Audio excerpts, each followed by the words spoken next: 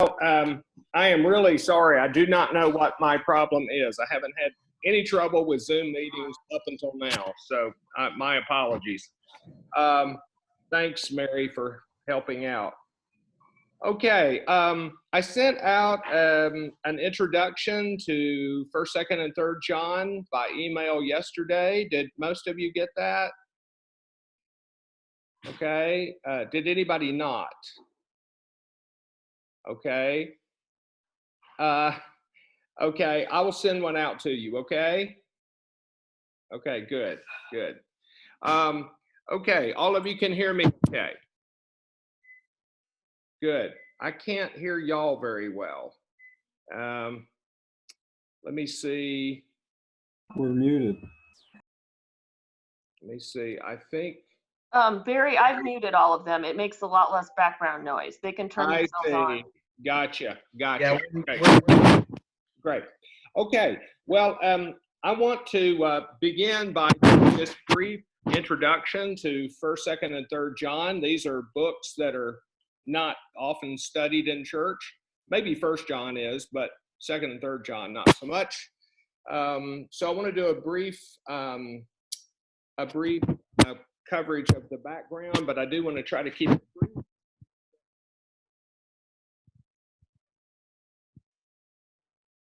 So please, if you have any questions while I'm talking, just raise your hand or say something or whatever, and I'll be happy to interview.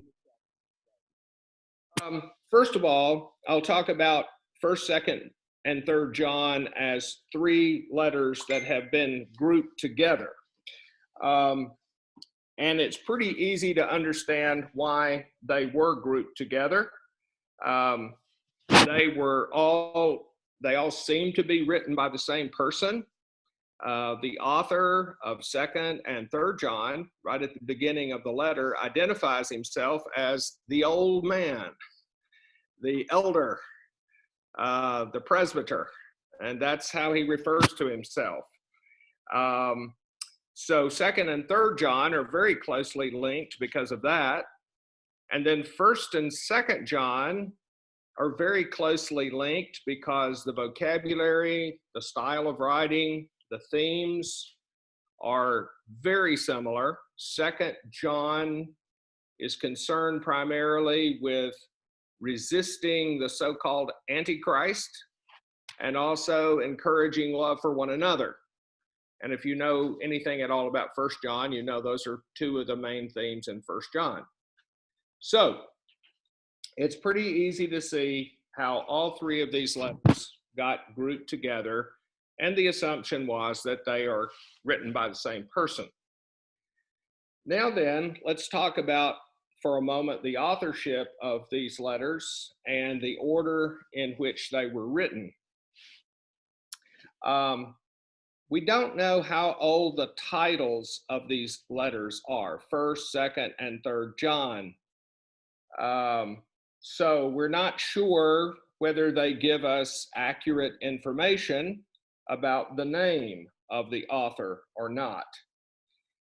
Now, by the end of the 2nd century, there were several Christians who were saying that the Gospel of John and the letters of John were written by the Apostle John.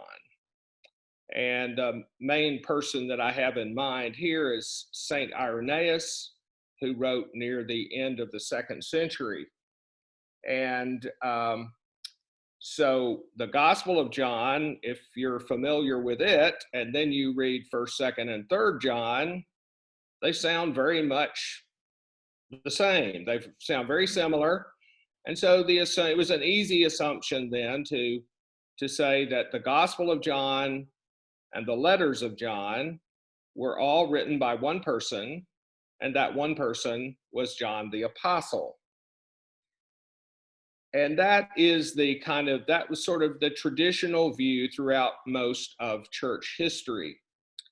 However, there's a complicating fact, and that is that Saint Eusebius in the early 4th century says that in the late first century, not only was the Apostle John living in Ephesus near the end of the century, but also another John named John the Elder. And of course, that reminds us that 2nd and 3rd John are written by somebody who calls himself the Elder. So some people have wondered perhaps what the relationship between these two men are and whether perhaps John the Elder was the author of these letters and maybe even the gospel. That's not a very highly accepted view, but it has sort of complicated the issue. Now, modern scholars are, many of them are either deny that John the Apostle wrote the Gospel of John, or at least are agnostic about it.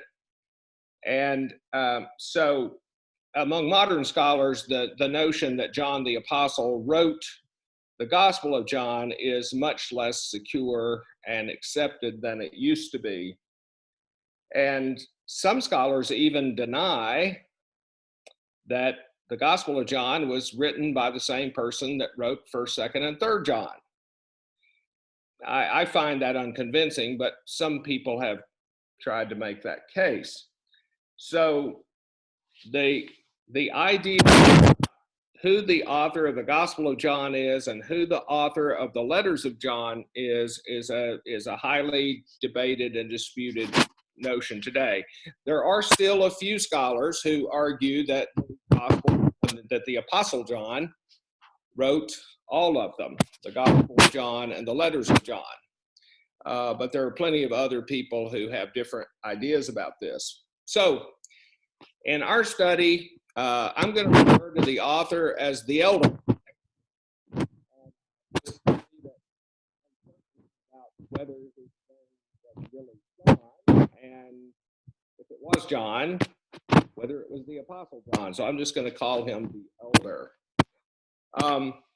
Now, they're put in a certain order, 1st, 2nd, and 3rd John. And but like I said, we don't know how old those titles are, and the order that they're put in probably does not reflect knowledge about the order in which those 3 letters were written. It probably reflects the notion that it probably is based on the length of the books. You may be familiar with the fact that Paul's letters in the New Testament are listed, insanely enough, according to the length of the letter. So we have 1st John, which is the longest, 2nd John, which is much shorter, and 3rd John, which is the shortest of all. So that's probably. And then near the bottom of the page that I sent you, there's a heading, the possible relationships of 1st, 2nd, and 3rd John to one another. And there have been various hypotheses and notions about how those 3 letters are related to one another. I mentioned in the handout that school argued that 2nd John. Hey, Barry? Yes. Your sound is coming in and out. I don't know if you're touching anything but no, because your video's fine. Okay, is it happening often? It's been a little bit more frequent, but let's just keep trying for right now. Okay, if it's just unacceptable, let me know. Yeah. And Mark, you'll have to jump in and take over. I know you're up to it. So anyway, possible relationship between these letters. Luke Johnson at Emory has argued that 2nd John was written to the same church that 1st John was sent to, but that 2nd John was a cover letter for 1st John. You will notice you probably already have noticed that First John is not like a normal Greek letter. If you look at the beginning and ending of Second and Third John, it's very obvious they follow the form of a Greco-Roman letter. But First John is not like that. It's more like a treatise or a tract, or maybe think of it as a written sermon. And so Johnson argued that Second John was the cover letter for First John, and he also argued that Third John, which is addressed to a Christian man named Gaius, he argued that Gaius was a leader in that church that Second John was sent to, but that Third John was sent specifically to this man, Gaius, not to the church as a whole. So according to Johnson, all three letters would have been sent at the same time to the same church. Interesting theory, maybe it's right. Not everybody agrees with it, but that's just something for you to chew on. Now then. Gary, can I jump in just for a second? Absolutely. Just for those who aren't as familiar with Second John, Second John is addressed to the gentlewoman.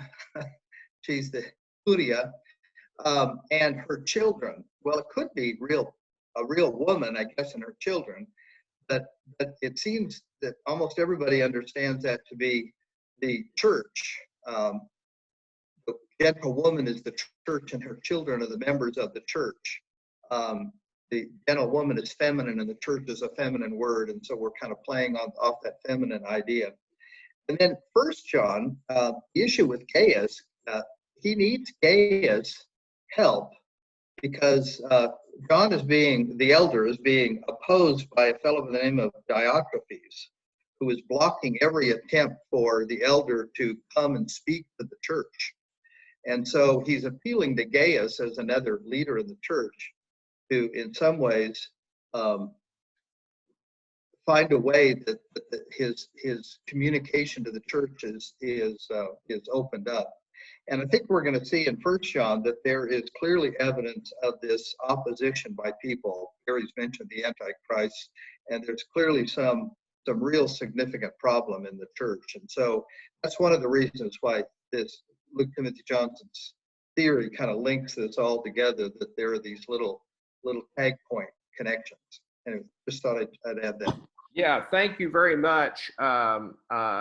Specifically about mentioning that Second John, that lady there that is addressed there is taken by most interpreters, like Mark said, to be a reference to the church, not to a specific individual woman. So I should have mentioned that. Thank you, Mark, for clarifying. Okay, now let's talk place and the date of the writing of these three letters.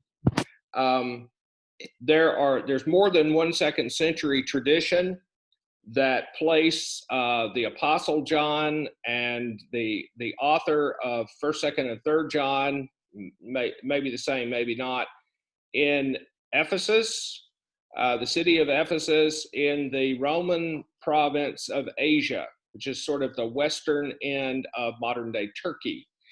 And the close relationship that these three letters, First, Second, and Third John, have to the Gospel of John, which on other grounds is dated near the end of the first century, right around the end of the first century.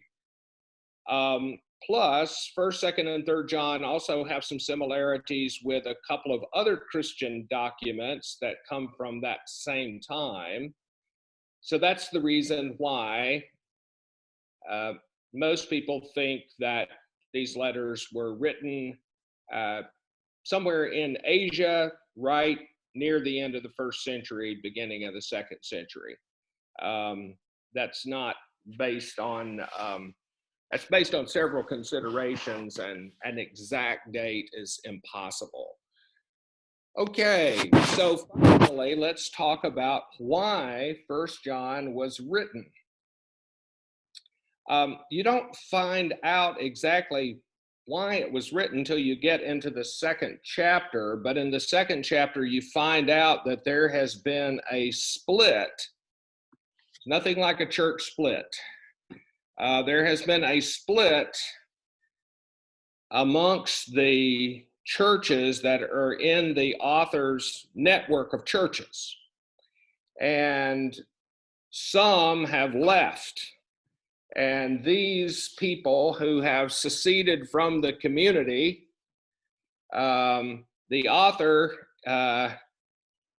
without any compunction, calls them Antichrist. A strong term, obviously. And this term suggests that the author sees these people as a kind of pseudo messiahs. They're imposters. They don't really represent Christ, but they have come along and placed themselves in the place of Christ. And so it appears, I mean, the author is, like I said, he minces no words about who these people are. And it seems that from reading 1 John, that they make some sort of distinction between the divine Christ on one hand and the human man Jesus on the other. And that seems to be one major issue. They seem to deny that Jesus Christ has come in the flesh. And then also, they seem to suggest that his death, the blood of Jesus, his death, really has nothing to do with the salvation provided by Christ. So there is an attempt, apparently, on the part of these people to deny that the death of Jesus has the saving value that the author himself, the elder, would ascribe to it, and was the early Christian view. So in 1 John, the elder condemns these people who have left, exposes them, and then, of course, what he's trying to do, he's writing to the people who are in his camp, and he's trying to help them to understand what's going on and to be confident in their understandings of Christ, and to help these people resist the persuasion of these folk who have left. Also, there is a very strong emphasis in 1 John for these Christians to love one another. And I suppose in some way or other that has to be set against the background of this split that has taken place. And they are to remain loyal to one another and to love one another. And apparently, I would imagine that the elder believes that the people do not love one another. If they had love, they wouldn't have left. So I suspect that that's the way he sees it. Okay, this is a very short and very sketchy introduction to these three letters. A lot has been left unsaid, but we need questions about what's been said so far.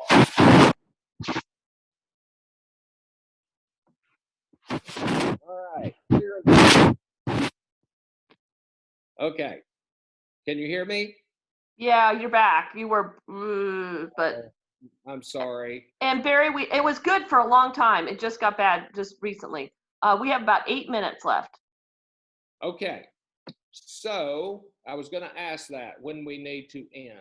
All right, so here's what I plan to do in the weeks that follow, assuming I can get my computer connection up to snuff. I want us to take one chapter per week. I don't plan to sort of cover the chapter verse by verse or even paragraph by paragraph. So if you were hoping for that, I'm sorry to disappoint you. What I want to do is take one or two, maybe three themes or concepts that are talked about in the chapter and then to explore those. And so I like to do groups.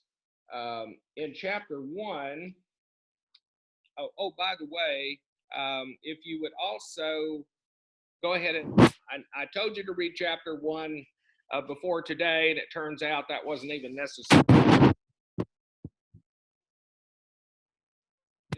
Next Sunday, and then the other chapters prior to the respective Sundays. Then that way we won't have to take up time reading the chapter in class because we have obviously very little time. So if you go ahead and read each chapter ahead of time, that would be great. That would be very helpful. And I might mention that the first concept in chapter 1 that I want to talk about is the word fellowship.